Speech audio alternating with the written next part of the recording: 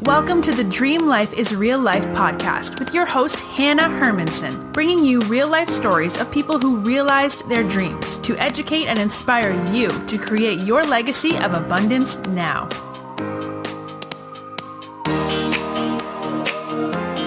Okay, you guys, today I'm hanging out with Nathan Hirsch. He's a 30-year-old entrepreneur that's been doing this for 10 years, and he's an expert in remote hiring and e-commerce. He started his first e-commerce business out of his college dorm room and has sold over $30 million online. He is now the co-founder and CEO of freeup.com. That's with 3 E's. That's a marketplace that connects businesses with pre-vetted virtual assistants, freelancers and agencies, and e-commerce, digital marketing, and much more. He regularly appears on leading podcasts such as Entrepreneur on Fire and speaks at live events about online hiring tactics. Welcome to the show, Nathan. Yeah, thanks so much for having me. Excited to be here. Hopefully you didn't just hear that thunder that just came outside out of nowhere. Okay, that was too ironic because as soon as I was thinking about Entrepreneurs on Fire, I was going to say, boom, shake the room. And that was like actually happening in your room. But I did not hear it. Yeah, it's funny. Well, thanks so much for being here. I love just talking entrepreneurship, talking business, talking scaling. It's what really gets me excited. It's fun. I love it. And so hearing that you started in your college dorm room, would you say that you've always had the entrepreneurial spirit inside of you? Did you always know that this would be your path? I always hated working for other people. I always hated authority, and I didn't see myself being happy working for other people. Now, I didn't really know what that meant when I was little. I don't think I really had anyone teach me entrepreneurship. I mean, my parents were both teachers, so I kind of grew up with that mentality that I would go to school, get a real job, retire after 30 years, and that was going to be my life. And they always taught me how to save money and invest in stocks and CDs. So that just live like a very frugal life and then be able to enjoy life later on. That was kind of the mentality, which I still do a lot of. But it was funny when my parents always used to make me get these summer jobs. I was working 40, 50 hours a week from the time I was 14, 15, whatever. And about customer service and sales and working with people. But that's when I really learned that I just hated every second of it. I would just wash I kind of looked at it as a ticking clock. I had 4 years to start my own business, or I was going into the real world and it was going to be tough to get out. Wow. Yeah. Okay. Well, that's some motivation for sure. So you started out in e-commerce and selling things on Amazon or eBay at the time. So when I got to college, I started hustling. I noticed a school bookstore was ripping people off. I think they still are. And they would offer me pennies on the dollar of any book that I tried to give back to them after I'd paid hundreds and hundreds of dollars. And I had this money that I'd saved up from the summer jobs. And I said, you know what? I can compete with the school bookstore. And I started creating pricing sheets and I started buying people's books instead of the school bookstore. And I created a referral program. So if you sell me your books and you tell a friend, you get $10 or something like that. And all of a sudden news spread and I have lines out my door of people trying to sell me their books, to the point where I actually got a cease and desist letter from my college telling me to knock it off because I was competing too hard with their bookstore. Wow. So I mentioned my parents were both teachers. Getting kicked out of college wasn't a realistic option. It wasn't something that I wanted to do. So I pivoted and I'd sold some books on Amazon. This was back in 2008, 2009. No one knew what Amazon was. People thought it was a big bookstore. When I told people I was an Amazon seller later on, they thought I was crazy. This whole world didn't exist back then. So I was selling books on Amazon and they were just starting to come out with different products. And so I started experimenting with stuff I was familiar with, like outdoors equipment and sporting goods and video games, computers, typical college guy stuff. And I just failed over and over and over. And it wasn't until I branched out of my comfort zone and found the baby product industry that my business really took off. So if you can imagine me as a 20-year-old single college guy selling baby products on Amazon. Yeah, I was almost going to stop you. I'm like, baby, he can't mean like infants. I just, that didn't register for me, but it was really like infant objects, like things that newborn babies need. strollers, car Wow. seats, stuff like that. And it was crazy. I mean, there wasn't this huge research behind it. I mean, looking back at it, it makes sense, right? I mean, what do people buy the most in the grand scheme of things? Everyone buys coffins, right? That's like the biggest market. It applies to everyone. But below that, you got like houses and you've got babies, and they're just the biggest markets. And that was what was taking off on Amazon at the time. So it was at the time. The only reason I came across it was trial and error. But looking back, it makes a little bit more sense. Well, that's what I was going to say too, right? That going for the no, going for the failure to get you to the success or the thing more quickly, even if it wasn't conventional or expected, you wouldn't have gotten there if you hadn't, quote unquote, failed so quickly. Exactly. And yeah, it was an exciting time. I mean, I was a 20-year-old entrepreneur. I was making more money than I could imagine. And it's funny. I met with an accountant because my parents said you should probably pay taxes. And the first question he asked me was, when are you going to hire your first person?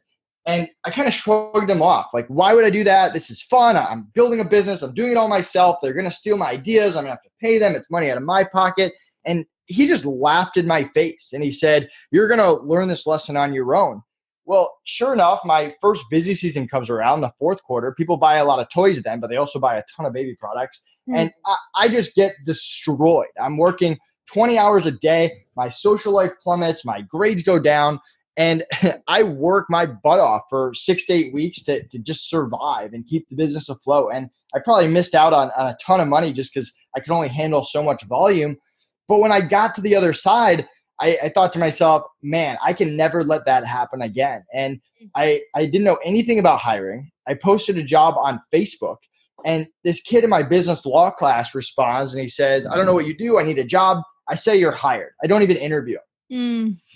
And he ends up being this unbelievable hire. He's smart. He's hardworking. He brings a lot to the table. He does a lot of tasks that I don't want to do. And I eventually make him my business partner years later. He's co-owner of FreeUp with me right now. So I hit the jackpot right from the beginning. But there I am as this punk 20-year-old thinking this hiring thing is easy. You post a job on Facebook, someone shows up, you make more money, your life becomes easier. And I just proceed to make bad hire after bad hire after bad hire, quickly realizing that me hiring in person when I was 21 was pretty difficult. And that's when I turned to the remote hiring world, the Upworks, the Fivers, the Freelancers, the virtual assistants. And that's really how I got into that world to begin with. And it eventually led to me building my own platform based on what I liked and what I didn't like about those other ones. Okay. Wow. So that answers one of the questions I had in my mind as you were telling this story is like, how do you go from bookstore to online hiring?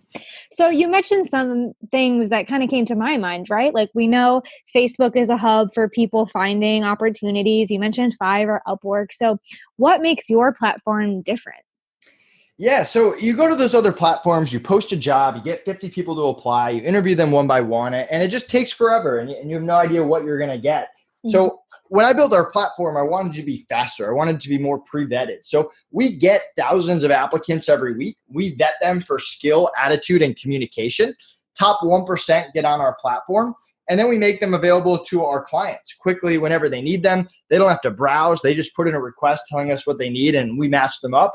And then on the back end, we have 24/7 support in case they have even the smallest issue and a no turnover guarantee. If someone quits for any reason, we cover replacement costs and get them a new person right away. So that's really what we're about, the pre-vetting, the speed, the customer service, and the protection. And those four things really make us stand out in the market.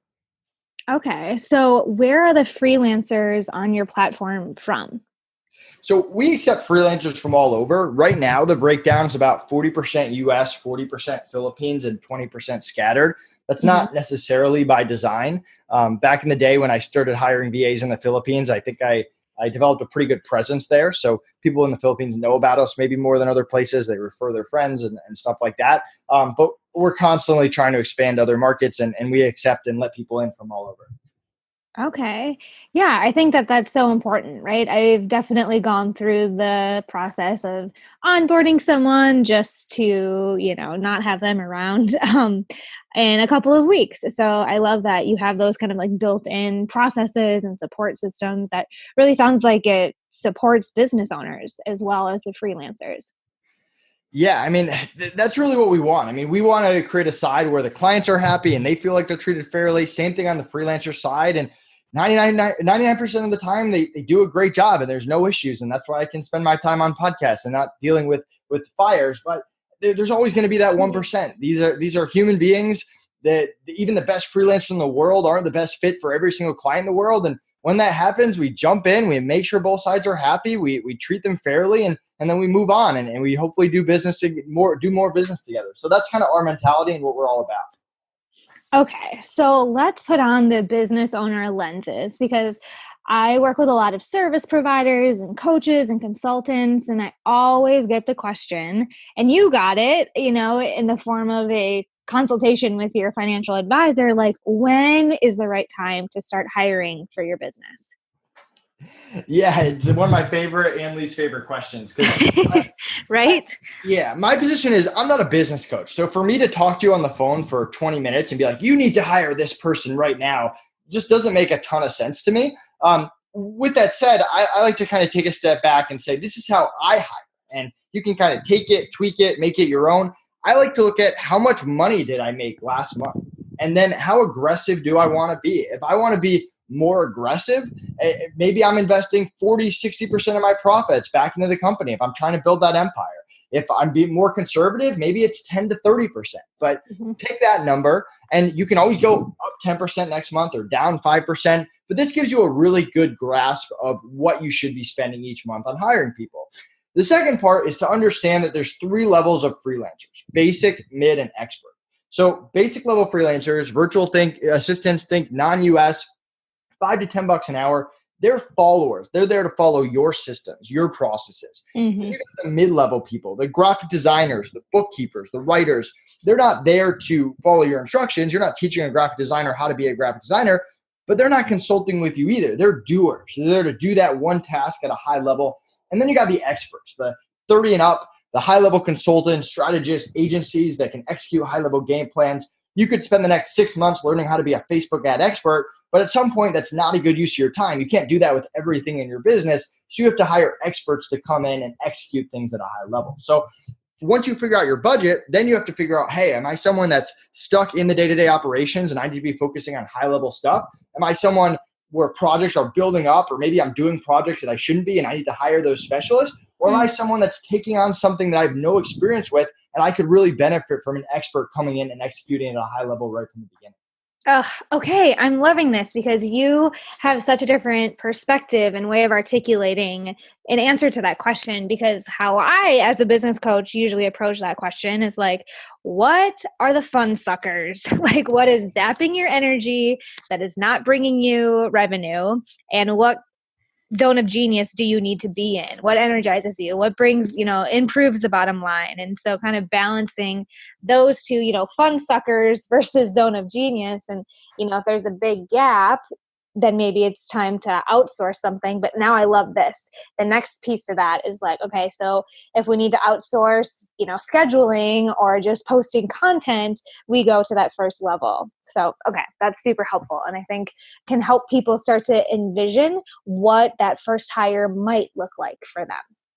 Yeah, and the fun thing, I completely agree with. And I feel like people should definitely listen to you over me when it comes to that. For me, I feel like the average entrepreneur struggles to see what's fun versus what's doing, because sometimes things are fun, but they're still not worth doing. So kind of still figuring out how do you separate, like, yeah, you should not be doing things that are low ROI and that take up a lot of time. And then where does fun factor in? Because going every day. Mm-hmm. Yeah. So would you say that's kind of when you want to look at taking something off of your plate, it's that balance between what energizes you and what brings you revenue. And those are the things that need to stay on the business owner's plate? Yeah. So I always recommend getting away from your day-to-day operation of your business, go sitting by a lake or a pool or whatever it is, and writing down everything you do on a day-to-day, week-to-week, month-to-month basis. And once you have all those things on a piece of paper, then of course you can circle what you like doing, what's fun, what you don't like doing, but you also want to assign a dollar value. Is this a $5 an hour task? Is this a $20 an hour task? And how many hours are you actually spending a week on each task? When you're starting a business, if you're in the first 2 months of your business, unfortunately, your time might not be worth that much. So, I mean, you might have to do those $10 an hour tasks, but as you get deeper on, maybe your hourly rate is $250 an hour and you shouldn't be doing $100 an hour tasks. So you got to look at the full picture. It's a combination of the fun, how many hours it's actually taking you, the ROI, and also what level, what dollar value is that actual task. Okay. Good. So maybe, I don't know if this is in your wheelhouse, a question I get a lot and I don't always know how to answer, especially for business owners that have a brick and mortar, like a spa or a yoga studio or a boutique. What are the benefits or pitfalls of going with like a virtual assistant or a freelancer as opposed to an employee? Yeah, great question. It's funny. I work with more brick and mortar stores every year. I actually met a client at a sushi restaurant a few weeks ago. And when we showed up there and we were eating, he's like, by the way, I own this restaurant. So yeah. So, I mean, even restaurants, they can hire, and he was a good client. I think he spends a few $1,000s a week on our platform. So he's hiring VAs. He's hiring people for social media. We live in an unbelievable time. I mean, you go back 30 years ago, not only could you not start a business with a laptop and some internet like you can now, but if you wanted to hire people, you had to hire people in your town or the towns around you, and you had to hire them full time. And then you're competing with all the businesses around you for that same talent. And now, I mean, you can still do that if you want to, but you can also hire people part-time, full-time, project-based from all around the world at different price points, with different skill sets, with different backgrounds, different diversity. So for me, it's always worth exploring the virtual option. You can always go back to hiring full-time in-person employees. That option is not really going anywhere, but you get all this flexibility and freedom that you don't get if you only hire people locally. So for me, I like to experiment. I mean, obviously, if you have a cashier that you need in your business, you can't outsource that. But if you need someone for social media, why do they have to be in your office? And I think we're only getting more and more down that path. And the funny thing that I like to keep in mind is the average person is not productive just working 9 to 5, just sitting 9 to 5, driving to work, leaving work. They're long-term, they're not happy. Long-term, they're not productive. Obviously, it depends on the person, depends on the job. But there are people who are really good, who have some of the best skills out there, and they're freelancers. They work in the middle of the night, or they work 2 hours here or there, or they're digital nomads and they travel. And if you're limiting yourself to, I only want people that'll work 9 to 5 in my office, in my opinion, you're holding yourself back. Yeah, it's kind of like being stuck in the Stone Age. You know, I'm totally a cliche millennial. I live the digital nomad life most of the year. And I think that folks that are still, like you said, kind of stuck in that, I got to see them, they got to report certain hours. It's not the direction I see the general economy heading in. And I would love to hear what your forecast for this whole freelance or even like the gig economy, where do you see it going in the next few years? Yeah, I only see it getting more and more. I mean, I think they predicted over the next 10 years, over 50% of the workforce is going to be remote. So I don't see it going anywhere. But yeah, I mean, that who knows? Things change pretty quickly. We live in it's almost impossible to predict the next 5 years. I mean, even if you just look at my life, I mean, if you told me 10 years ago that I'd be selling baby products on Amazon, I wouldn't have believed you. If you told me 5 years ago I'd be running a freelancer marketplace, I wouldn't have believed you. So who knows what I'm going to be doing, what people are going to be doing in the next 5 to 10 years. Things change so fast. Definitely. What about for you personally? What's on the horizon for, your business and FreeUp? I'm really excited about it. I mean, I'm kind of curious how far we can push this thing. I mean, my Amazon business did about $5 million max a year at its peak. And with FreeUp in year 3, we've done over 9 million. So I'm kind of in uncharted territory. I'm very focused on FreeUp. I'm not taking on any other adventures right now. And I want to see how far we can push this thing. I mean, we're entirely remote, so we have very little overhead. We only hire people from our own platforms. All our day-to-days are VAs in the Philippines. All our Facebook ads, our blog posts, they're all US freelancers that they don't work for me. I'm just one of their clients, just like the other clients on the platform. So I want to see how far we can push this thing doing this model and go from there. I mean, we're investing in software. We're investing in new programs like our agency program. We have agencies that you can hire on our platform too that we're pre-vetted. We are working on doing more and more in the marketing space. We kind of started in the Amazon space and then expanded e-commerce. And now we're going hard into the marketing industry. And marketing kind of trickles into every other industry in one way or another. So that's really my focus. And I'm much more of a short-term thinker. I'm much more focused on the next year or two than I'm focused on year 5 and 10 down the line for pretty much the same reason I mentioned before. In my opinion, it can be kind of a waste of time because you never know everything that's going to happen. Absolutely. I can totally resonate. I was just talking to my brother who is about 20 in his college dorm room, kind of navigating his future. And we talked about this idea that you need to be committed, right? You want to be committed to making this thing as big and as successful and as helpful as possible, but not attached to how. And, as someone in their 20s, like you kind of talked about today, it's like, you have to have some trust that you've never experienced before, because especially in entrepreneurship or like launching out of the college safety bed, you don't know what it's going to look like, but having some sort of commitment to success or an end goal, I think is important, and letting the how happen. So good. Okay. And also having just relentless energy and zest, like I feel like you have, Nathan. Helps you get there. So we are, speaking of college and school, we are into the pop quiz round of the show. So I just have 3 last questions for you. Ooh, pop quizzes. Let's go. Yeah. I used to be a teacher like your parents. So the first question is, what is something that entrepreneurs can do today that will help them get closer to their dream life? It's funny.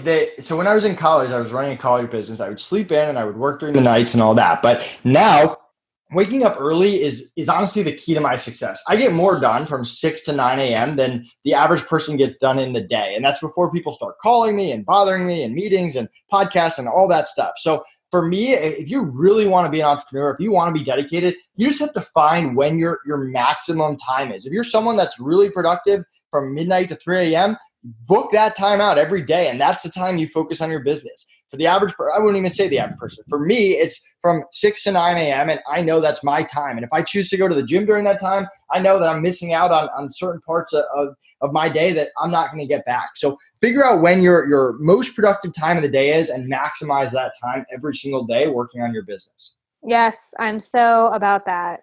Bravo. Question number 2 is, if you could give all of the listeners a gift, like a tangible resource, what would you want them to have? Ooh, a tangible resource, like a computer or an iPhone or something like that. Is that what we're talking about? Or deep breaths, or a book that changed your life, or a program, or... Yeah, good question. It's a good one. Something that changed my life. This book, Start With Why, Simon Sinek, great book. I mean, for me, it just resonates. And I've said this before on other podcasts, but it's one of my favorite books because with the Amazon business, it was fun. It was exciting. I made a lot of money. I was an entrepreneur for the first time, but I wasn't passionate about selling baby products then. I wasn't passionate about selling I'm not passionate about selling baby products now. I wasn't really helping anyone besides me, my manufacturers, and my team. That I wasn't giving back into society in any way. And with FreeUp, I mean, we paid out over $7 million last year to freelancers around the world. So we get to give back. Freelancers that show me their houses, their cars, things they were able to do and provide for their family with that money. And not only that, but on the client side, we get to help all these entrepreneurs scale their business and accomplish their dream. And there's just a much bigger purpose, in my opinion. And it's one reason why I'm so passionate about FreeUp, coming off a business that I definitely was not passionate about. Start With Why. I don't think anyone's actually recognized that as their answer on this show, but I totally agree. But also, Nathan, I think it's important to highlight that, like, if Instagram had been a big thing and you got to see all the babies who were benefiting from your strollers back in the day, you might have had a little more commitment to that, see, like you said, the impact and the actual service you provide. I've never thought of it that way. Yeah, I just think there's some moms listening who are like, but those babies, they're people too. And then the last question, we've talked about it a lot, but how can people stay connected with you and, interact with FreeUp? Yeah, so if you go to freeup.com with 3 E's, my calendar's right on the top. You can book a free meeting with me. You can create a free client account, mention this podcast, get a $25 credit to try us out. You can also join our Facebook group, Outsourcing Masters. It's a lot of 6, 7, 8-figure entrepreneurs all working together to become better at the hiring process. And then we also have our podcast, the Outsourcing and Scaling Show. But yeah, you can reach out to me on any social media channel. I'm pretty easy to contact. Amazing. Nathan, thank you so much for your energy and insights today. Listeners, I'll be back next week with another inspiring guest that will help you make your dream life your real life. Until then. You've been learning how to make your dream life your real life with Hannah Hermanson. To get the resources mentioned on today's show and to listen to past episodes, visit www.dreamlifeisreallife.com.